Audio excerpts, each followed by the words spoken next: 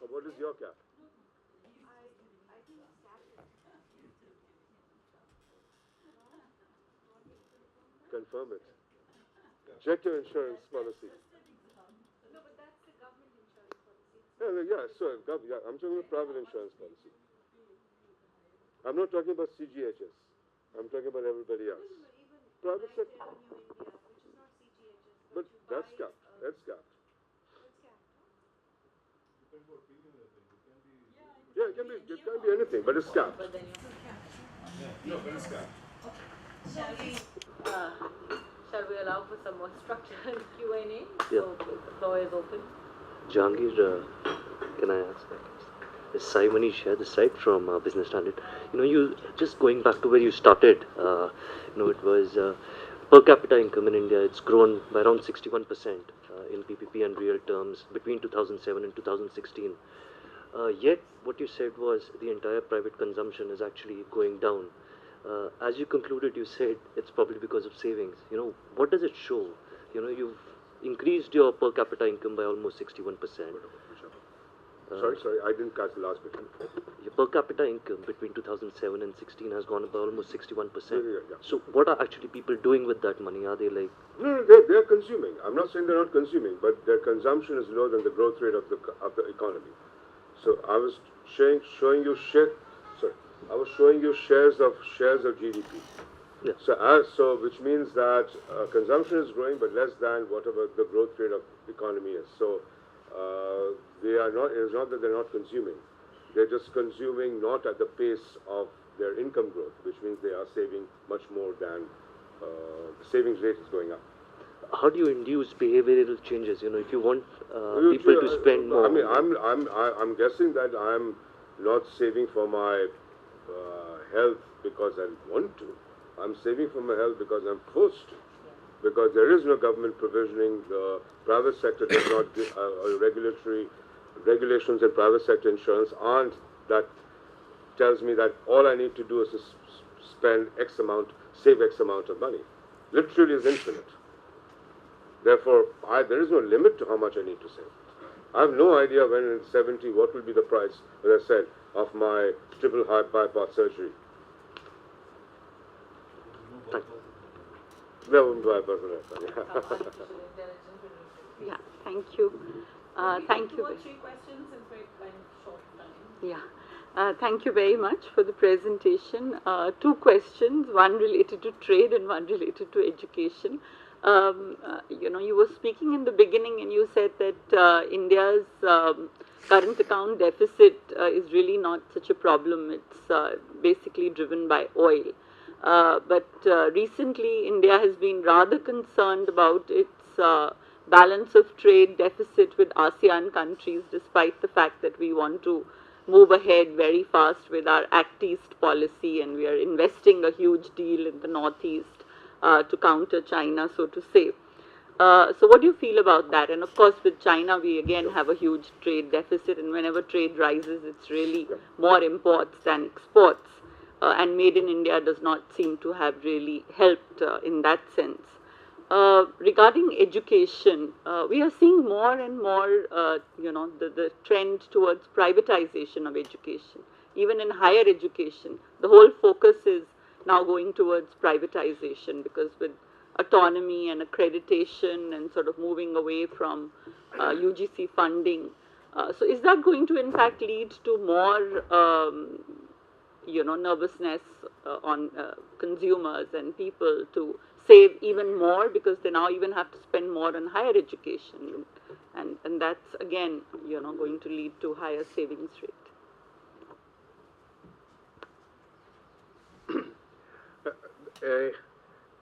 It's such a comprehensive and interesting paper, but it surely nobody can absorb it in an hour, even with the most brilliant presentation.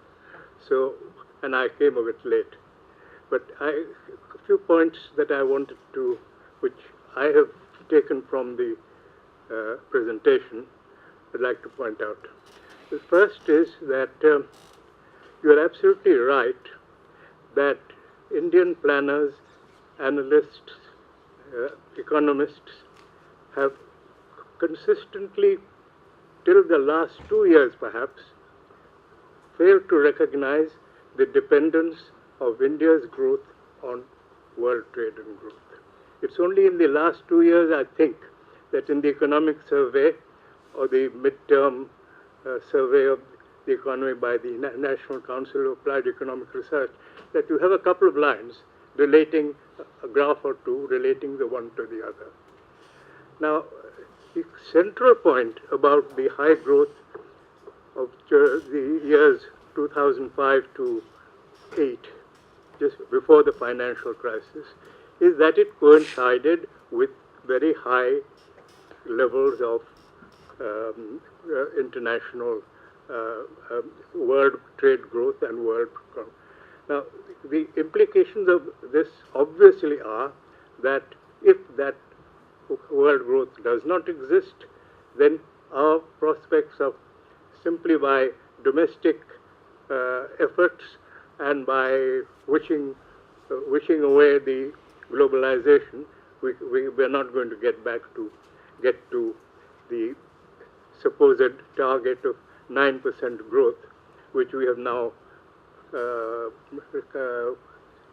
nourished from 5 years or more, from the time actually that Montek was chairman of the Planning Commission, deputy chairman, and his first draft of the 12th plan.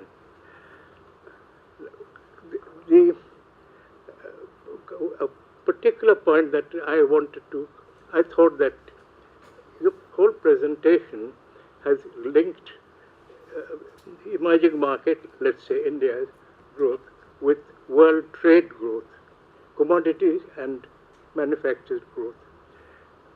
At just one point, one graph, you gave the capital flows. Now, in my view, the high growth of the pre-crisis period in India was also highly dependent on the high rates of capital inflow. And we don't have any figures on that later. Although capital inflows they fell sharply during the crisis, and they've now recovered somewhat, but not at all to the levels of pre-crisis levels. Now, capital inflows, and here it really doesn't very much matter whether it is FDI or PFI, because in effect that PFI also increases domestic capital availability for investment.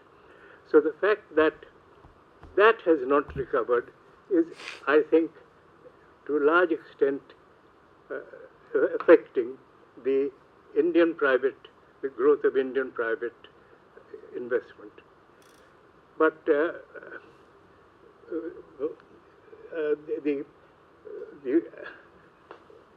is a side story to that, and that is that because of we have had passing through recession, there is a demand recession, and it's no use offering incentives and doing whatever we're trying to do to attract more capital when the demand is low and it's not going to. The third point that I wanted to make was that and you made it in a later part of your talk, that the nature of the growth that we are aiming at is absolutely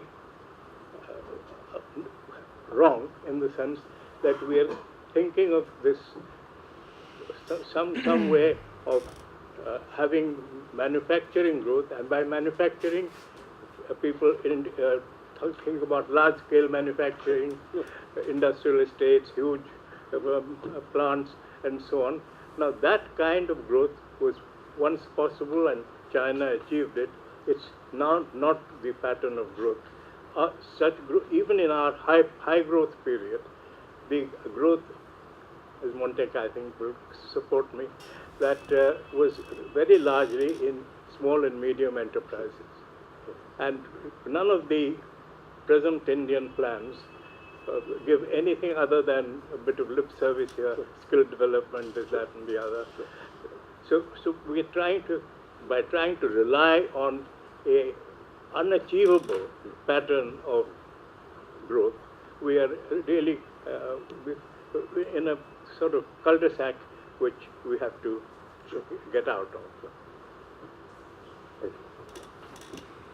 No, thanks. I kind of share the comment that obviously one can't absorb the enormous richness of all this. So I'm making a few comments, and it may well be that I've missed the point entirely. You know, I get the impression that you can look at these sources of growth things from a demand side or a supply side. Okay? And I know that in most of the financial press, and even in our government analysis, when we talk of 3 engines are firing, 4 engines are firing, it's all on the demand side. And there's a rule for that. I see you as saying that, look, the big message on the demand side is, don't think you're going to get much exports. Okay, and so you better think over this. Yeah. Now, you know, on the other hand, if you look at it from a supply side, you sort of make the assumption that, you know, if we can actually produce a lot, you know, supply will find its own demand one way or the other, which I think for a country like India makes a lot of sense. You know, what would be the message that would come out? I mean, it would be very contrary to what you're saying, because the message would be, we need a lot more investment. You're saying, no, no, no, we need lots more consumption. That's a question, you know, shouldn't we be, if we are saving a lot, the real question is, how's that saving being used? I agree with you that, you know, we ought to be, this country is so deficient in infrastructure, whether foreign-oriented or domestic. There's a huge, I mean, look at urban infrastructure, water. I mean, there's no dearth of things to be done. Only thing is, we don't have a mechanism where we translate these general formulae into very, very specific plans. So this is one question. Second question, I mean, obviously, if you look at the supply side, the skill issue, the quality of human, all of that comes in. And, I mean, nobody really knows what produces good skills. I think the question on private educational systems, universities, addresses that. But most of that most of what we know is that it's so-called total factor productivity. And the trouble is, economists sneak that in. It's a kind of a mixed bag out of which you can put the reform you want, saying we have to have total factor productivity, therefore I have a whole list of reforms. But that's completely missing in the presentation that you made. If you look, I didn't go through Well, the you slide. want, That's yeah, I that's mean, the slide I just was bring making. your last 4 up. Like- Just bring the last, those, No, that's the slide, that's the contribution. I can show you India's no, one. no, no, you had a bunch of 4 things to do. Yes. The literary slide rather than the... Yeah. Okay, now, I don't have any comment on the insurance. I mean, you know, we have lousy systems, but the private insurance is actually so small. I know, that I we know, really I know. need to All I'm saying is focus that on there are regulatory changes, and I didn't go to this. That Yeah, okay, can fair be done, enough. that I doesn't accept require public spending. It's very cute when you say labor market, increasing risk-taking. Yeah. Now, what is it that you want? You want Because, you know, social safety net. I want unemployment insurance schemes. and that's it. That's it. You know, we retain all the present labor laws You can't change and have everything. uninsurance. No, I mean, I can go through a list of every second generation reform. No, But what that I'm is saying not going to be, that isn't, my point was that, what is it that we can do that becomes So what essential? exactly would you recommend? I would recommend that we need to have universal labor insurance. When you say universal, that Employment, applies like to the rural NREG, which has changed its name, we need to have an urban NREG. That's not an insurance, that's the job scheme. But we can package it whichever way you want to, right? But we need to have a social safety. All I'm pointing out is that the reason why Indians save is because of the lack of social safety nets. And government spending needs to get reoriented towards social safety nets rather than I know there's a balance between the two of them. I'm not denying that you can't not have infrastructure. All I'm saying is that the balance needs to shift a bit more away from this obsession with capital expenditure that we have to See, more the real social issue safety. on the rural side, I don't think anyone disputes that we should maybe use more money there. The real issue is, and I think NGOs would be the people who would have a stronger view on this, Are you trying to create jobs where you're directing the jobs also to do other things? No. Or I'm just you saying. just turn up I'm just saying and that. I'm that's just saying. it. Yeah, I can't tell you about the specifics, but I'm saying let's have an unemployment insurance scheme today. Will, to me, will have a larger impact both in the short and the medium term than one more bridge. See, I'll tell you, that's if the you point describe the Mahatma Gandhi thing as an insurance scheme, that's a misnomer. It's actually an employment program. Right. So it's so let's say we don't do an employment program in the urban area. We basically give an insurance scheme, which is I'll give you X amount of money every month for the next 6 months if you are unemployed. You know, To me, so the broader point I'm trying to make is what I'm trying to say is that so that we are when you consider the number of people who are actually employed in the informal sector, yes. virtually all of them will claim the insurance and say they're not employed. You won't be able to trace But whether those they're are employed. but It's those just a are complete but those mess. are implementation issue. That is the thing Now is, you sound like the planning commission. Our plans are very good, but they're not implemented. all I'm saying is that the design of reforms and the design of policies, if it continues to believe that all I need to do is to wait for a few more years and for developed market demand to come back. No, I completely agree with you there. That's my point. No, but nobody does, I don't know about nobody, but I don't think that's the issue. But that is the issue. What are we doing today? We are tweaking a little bit of monetary policy. We are tweaking a little bit of fiscal policy. We're making a little bit of reform here, a little bit of reform there. Our design of infrastructure still is outward looking. We are far more happy. I don't share that too. I mean, but let's go back. Let's go back. there to are the no original public point. sector investment going on in ports. All the big ports, so-called, are private private investment. sector, but Now, still these it- stupid guys are, I mean, But it's still- should we stop them? But no. But the point is that there's still addition of a port. Where is the No, but addition let's be of? clear. I mean, it's not as if India has reached the level of imports that is going to have. If we're going to be growing and doubling our income over whatever period, it's not as if we've got excess port capacity. No. But no. look at it another way. I mean, take the whole issue of urban-related infrastructure. Take the whole issue of roads and road connectivity, where we need massive improvement. Sure. No question about railways. Sure. I mean, I'm not talking about these No. bullet trains. By all means, I have a bullet train. Right. But what needs to be done on railways is phenomenal. No, right? but So that's not outward But oriented. that is only going to add to greater efficiency, greater productivity, greater potential growth. Yeah, I very need good. somebody out there to consume what I'm producing.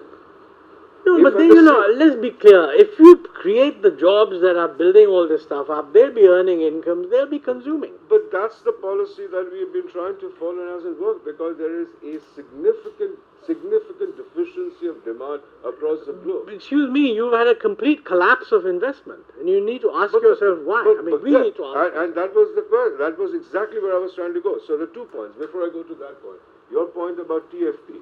Here is the measured TFP, exactly done by the day for the emerging markets. I can show it to you for India.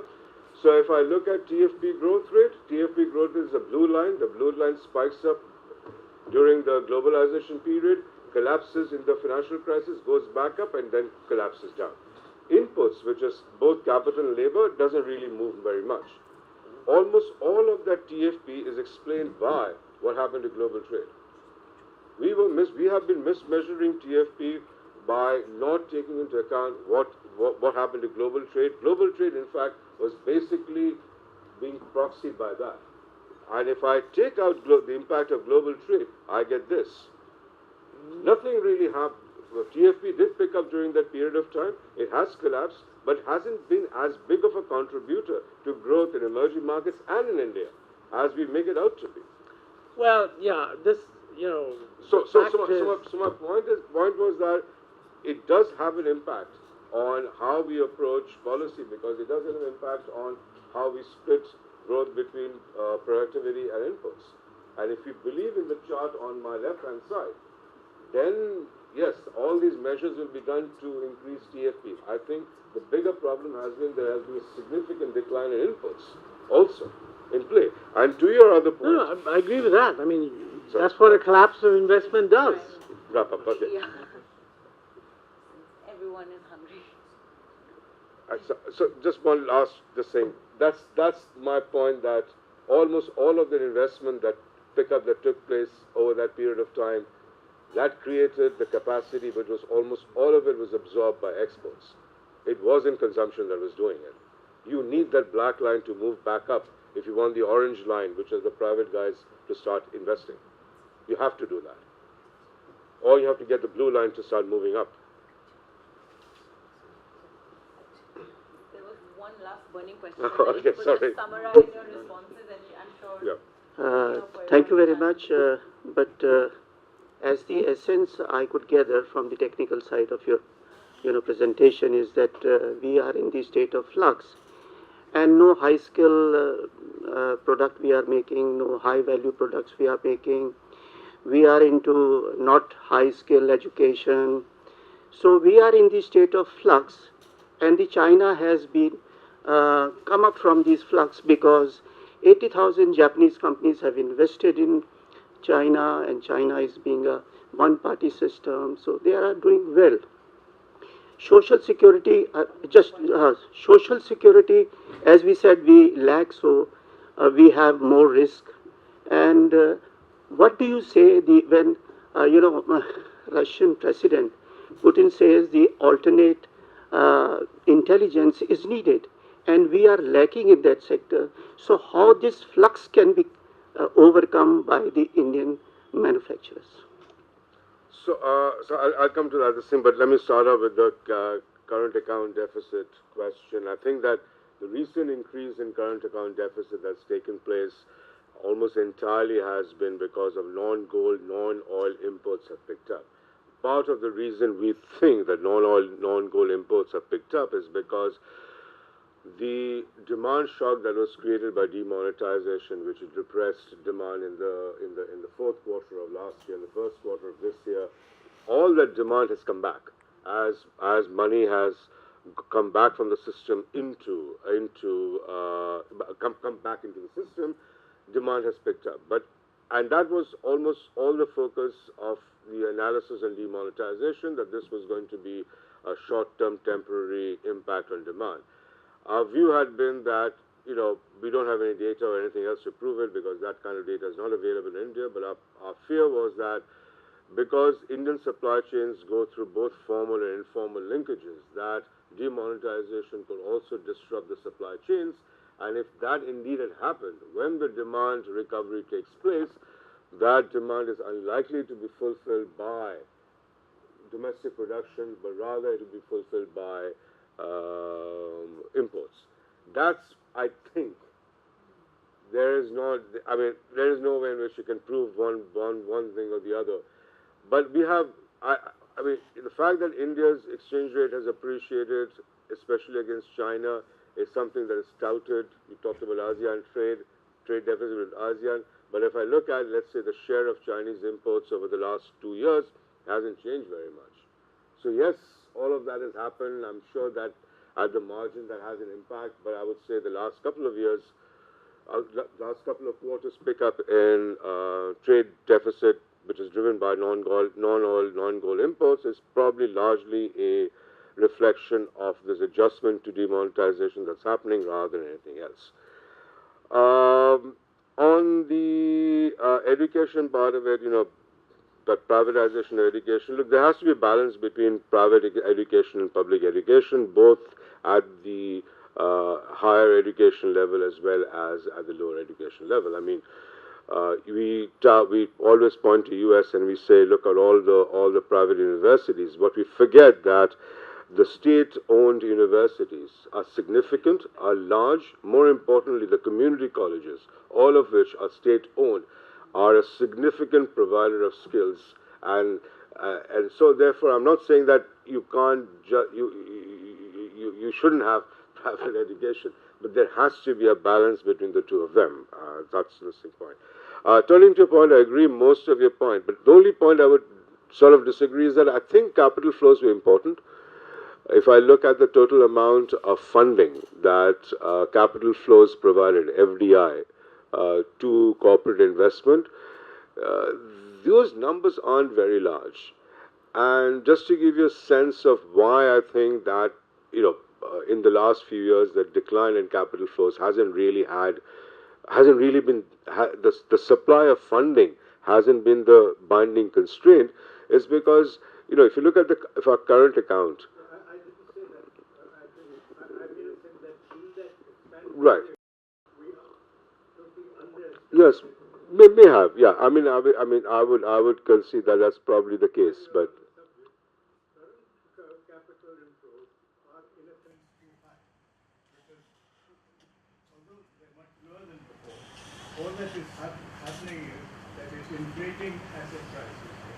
It's not resulting in this, and it is resulting in appreciation of our exchange rate to the detriment. there are two issues there. I would disagree that capital flows have been responsible for asset price inflation in India. I would say that is almost entirely driven by the massive amount of liquidity that has been injected into the system.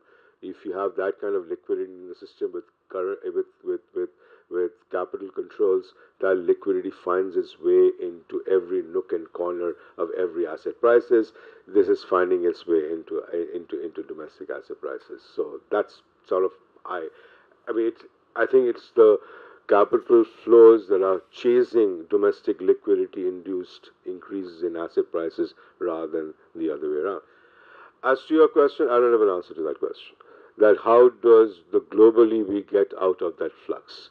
What is the alternative to that? That's a very difficult question. Whether or not we, as globally, we can get together and put together a revival of globalization. I think most of the time, Priorities I'm asking. I'm not saying that how can we get out, the priorities to which we can, try to get out. again, I will go back to the point that look, if every country under the sun, if there's so much excess capacity in manufacturing, every country under the sun cannot become a manufacturing hub. Somebody has to become a consumer of manufacturing goods. That's the point I was trying to make. That uh, we can. Montag will disagree with me again. We can increase the cost. Reducing the cost of doing business is the way in which you want to get out of this thing. But at the end of the day, there is a binding constraint so far in this thing, which is that there is massive excess capacity already in the world, Thank you. especially in China. Thank you. Thank you.